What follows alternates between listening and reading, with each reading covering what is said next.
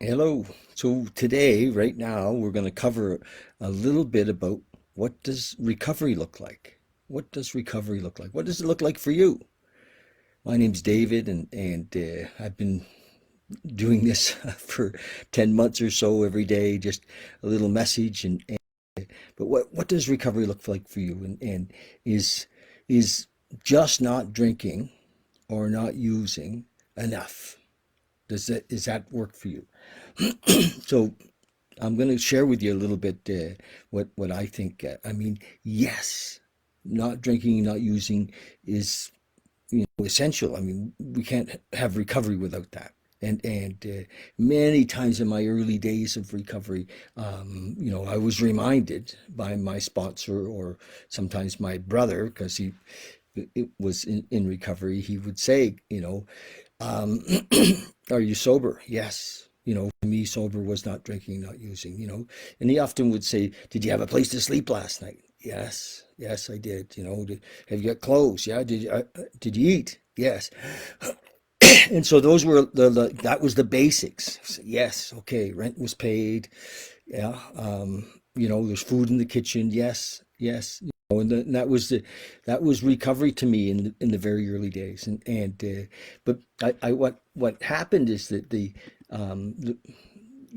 I drank and used medicinally for many, many years. And that was what I mean by medicinally is that I was in a lot of pain and emotional, mental, spiritual pain and confusion. And when I drank, it went away. And when I stopped drinking and I was in the 12-step recovery, I and I haven't done the steps yet. I was still in a lot of pain. So I found myself even not drinking, using, in danger of because my solution for years had been to drink or use. So I had to find a solution. And in the very early days for me, I couldn't even read the book. I was unemployable really, and not not very well equipped for working the steps or holding a thought. And the so what did I do? I went to a shitload of meetings. I did. I used to go sometimes 2 or 3 times a day, and because in the meeting I felt better, and being in the company of the fellowship I felt better. And so I think that guys come in the early days and I think I gotta go to work. I gotta catch up. I'm way behind financially, and they limit themselves, so they don't have any step work done, and they don't have any, and they're not able to go, to meetings, because meetings, I call it meeting sobriety. It will, it'll work. It'll work. We go there and we do get closer to God, to unconditional love.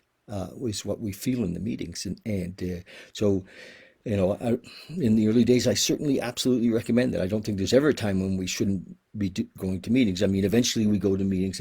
Remember the old timer that said, they asked the old timer, how long do I have to go to these meetings? And he said, well, you have to go until you want to go. And that's what happens, and go to meetings because that's where we find the newcomers that we can work with. And it's where we have a community and our society, if you will. But what how I look at recovery now, though, is that am I happy, joyous, and free? Am I happy, joyous, and free? I had a friend of mine who just lost, her boyfriend really recently, and and she's not doing so well. And I said, "How are you?" I texted her early, "How are you?" She's up and down. Thanks for asking. Uh, you? She said, and I what could I write? How am I? I said, I'm in service. I'm grateful. I'm blessed. I'm happy, and I'm alive. And you know, it, good to just say I'm good is not enough. You know, because I've been so gifted, and so if you're in recovery and you're still in pain, I recommend that, if you don't mind me saying, with all the earnestness that you're command that you uh, go dive deep into the steps, and you literally can have happy, joyous, and free. We can be, skyrocketed into the fourth dimension. Why the hell not? Why not? You know, it's living the promises. I was sitting here thinking, about what was I going to speak about today, and I thought, well, why not? What was happening for me was I'm feeling very grateful today. I'm feeling extremely grateful, and so I didn't really have what was. This is the subject today, is because it's close to my heart. So, but I love the promises. I'm going to read a few of them to you, if you don't mind. On page 63 in the big book, they said we had a new employer, being all powerful. He provided what we needed. We kept close to him, performed his work well. Established on separate footing, we became less and less interested in ourselves. That's a promise in the third step. Our little plans and designs. More and more became interested in what we could contribute to life. Imagine, right? As we felt new power flow in, as we enjoyed peace of mind, as we discovered we could face life successfully, as we became conscious of his presence. So that's what the whole purpose of the 12 steps is, to become conscious of the presence of a higher power. And we became conscious of presence. We began to lose our fear of today, tomorrow, or the hereafter. We were reborn. So that's in step 3 in the book. And if you're not feeling that, then what's going on? If you're not feeling that. And then on step 5, there's step 5 promises. I love them on page 75. And the book is full of promises. Why not do it? If lots and lots of people I know, for years, I've known lots of people who are in the 12-step world and are grumpy and full of judgment and complaint, fear and anger. It's why be at the banquet table and not eat from the table? It's unbelievable. It says, once we've taken this step without withholding nothing, we are delighted. Delighted. It's a pretty exciting word. We are delighted. We can look the world in the eye. We can be alone at perfect peace and ease. Our fears fall from us. We begin to feel the nearness of our Creator. We have had certain spiritual beliefs, but now we begin to have a spiritual experience, a relationship with a higher power. So that's sober. According to, that feeling that the drink problem has disappeared will often come strongly. We feel as we're on the broad highway, walking hand in hand with the spirit of the universe. That's, mystical, esoteric. It's like holy shit, right? And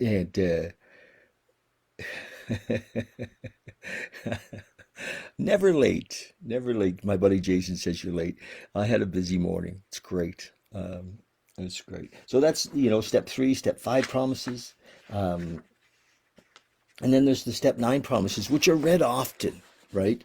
And people recognize these as being kind of the promises, but the book is full of them. Why not have them? Why live in ego, trying to manage the world? So this is recovery, you guys. This is recovery. I love these promises. We're painstaking about this phase of our development. This is halfway through step 9. We'll be amazed before we are halfway through. We're going to know a new freedom and a new happiness. Imagine. We will not regret the past, nor wish to shut the door to it. We will comprehend the word serenity. Yes, we will comprehend the word serenity, and we will know peace. No matter how far down the scale we have gone, we will see how our experience can benefit others. That feeling of uselessness and self-pity will disappear. We will lose interest in selfish things and gain interest in our fellows, right?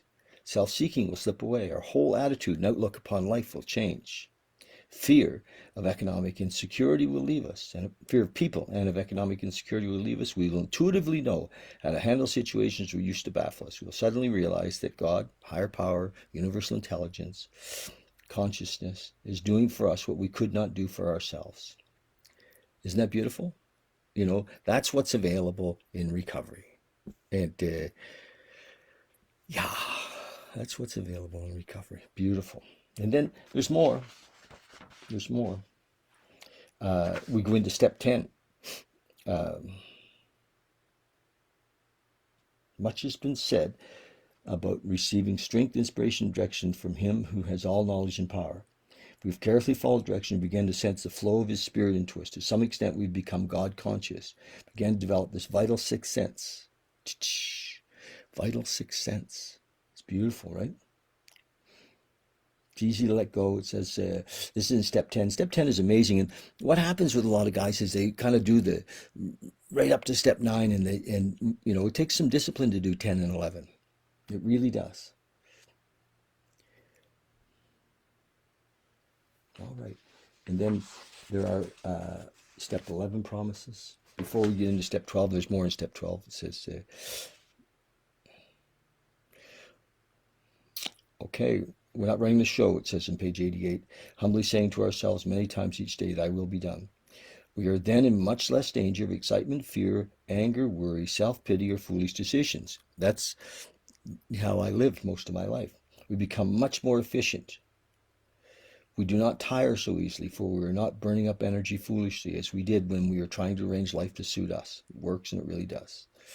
So those are just some of the promises. I just thought I'd run by those, and I hope that's okay with you guys that I do this. I just think that if you're in recovery, if you're the family of somebody who's in recovery, you can have this too. You can have this too, because family, which has become really kind of my focus lately, is it's hard when you're living in fear, either of your addict or alcoholic, or what's going to happen to your addict or alcoholic, and all the things that go around it. It's just, so there is a way out. There is a way out. It's not necessarily that you leave that person or you push them away.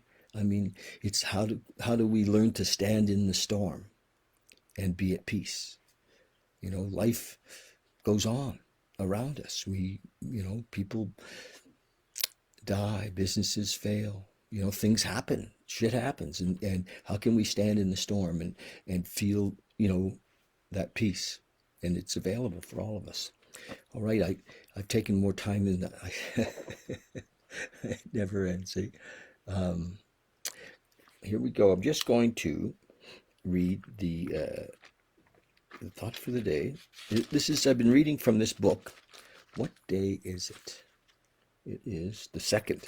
So March the 2nd. This is a 24-hour day book. I've been reading for a while, and I just, some great jewels come out of this. And part of all of our recovery, right? Part of all of our recovery is our daily practices. And the readings, the meditation, no big deal. That gives us all of that stuff I just suggested. It's pretty worth it. And on the other side of that is it keeps us from going back to the life we left. Who wants to go back there? Actually, we don't get to go back to the life we left. Every alcoholic and addict that I know that went back out comes back and says it was worse. It was worse. It progresses. We don't start up where we left off. So, yeah, we have to keep our daily maintenance. The boat will sink if we don't look after it. So, this is this is part of daily maintenance I'm sharing with you guys. Over thought for the day. Over a period of drinking years, we've proved to ourselves and to everybody else that we can't stop drinking by our own willpower. Okay, I think we're all agreed on that. We have been proved helpless beyond the power of alcohol or drugs, or for many of us, I made a little list of things in the content that I wrote on this post. That many of these things I went to even in recovery, because at one time recovery for me was just not drinking or using, but I used food, sex, other things to numb out, and through the years, and I think many of us realize that there are many other ways to numb out and and not when we're not on good spiritual footing. So here we go. We've been proved helpless over the power of alcohol. So the only way we could stop drinking was by turning to a power greater than ourselves. We call that power God. Well, you can call him whatever you want. You can call it love. You can call it, but in his description, he calls it God. The time a man really gets this program is when he gets down on his knees and surrenders himself to God. To yes, it's the whole purpose of the program is to get us to that place of turning over our will and our lives to the care of God as we understand Him. Surrenders himself to God as he understands Him. Surrender means putting your life into God's hands. Have I made a promise to God that I will try to live the way He wants me to live? So, every day we just check in. I love the concept. There are many concepts in the book for God. I love the one we had a new employer. It so rings for me. It always did, so I kind of talk to him that way sometimes and say, okay, boss, put me in. I'm, where do you want me to serve? How can I make a difference today? So meditation for the day. Spirit power comes from the communication with God in prayer and times of quiet meditation. I must constantly seek the spirit communication with God. This is a matter directly between me and God. So this is a very personal program. This isn't, this is personal. Those who seek it through the medium of the church do not always get the joy and the wonder of spirit communication with God. So when I talk to my sponsees, I talk to them about a relationship with a higher power. So not just a belief. A belief won't, isn't enough. It's a relationship, and we develop that. That's what the 12 steps is all about, is developing that relationship. From this communication comes life, joy, peace, and healing. Amen. Yeah, that's what I was just talking about. Many people do not realize the power that can come to them from this direct spirit communication. So that's the deal. Prayer for the day. I pray that I may feel that God's power is mine. I pray that I may be able to face anything through that power. Yeah. Beautiful. So often when we do this little thing in the morning, this little share for me, for you, for whoever, right? What we do is a little meditation. And there's the reason I do this, I call it sitting actually, but the reason I do this publicly with you is to help guide you all into this. So many people have come to me over the years and said, well, I don't meditate. That's woo-woo stuff, or I'm not into that. Well, whatever, it isn't that complicated. What I found is that fear keeps us from doing this. Fear, and the crazy busy mind. So show of hands, who has a crazy busy mind? Right? And so we'll calm the mind. Over a period of time, the mind does settle down. And so that's what we're going to do. We're going to just sit for a couple of minutes, like literally just a few minutes, and just be present, be here, watch the mind, as you can literally watch your thoughts and recognize when you watch your thoughts that you are not your thoughts, that they're random, and many of them are random. I was listening to a speaker the other day, neuroscientist, and he said there's basically two kinds of thoughts: random, spontaneous, God knows where they're from type thoughts, and or thoughts that we have some command over. So we're making a plan. We're deciding, okay, I'm going to go downstairs and I'm going to make breakfast, and I think this is what I'll have for breakfast. Those are thoughts that we're working with, but they're tools really of us. And there's the higher spiritual being that you are, that we all are, that is separate from those thoughts. So, but the thoughts have been in control. All right. So we need to just look at them when we stop and so we're going to close our eyes. And one of the reasons I suggest we close our eyes is because we're so outwardly focused. And with the eyes open, we're in that outward focus. So let's close the eyes so that we're inwardly focused, because this is where the connection is made, is inside. And so we just close our eyes. And I encourage you to do this, more than once a day, and to just sit, literally. We don't have to do anything. Just sit and breathe. Through this practice, we come to know ourselves, both the spiritual being and the ego being, if you will, the crazy thinking being. So just watch the thoughts when we're here, drop into our body. We have this, beautiful transportation vehicle that we're living in that allows us to experience life.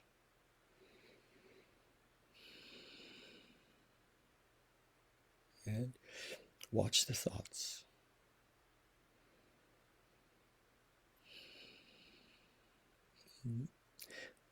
Let go of, past, let go of future. There's no next. Eventually we get to let go of right and wrong and good and bad. All judgment, all fear, all regret. And be here now.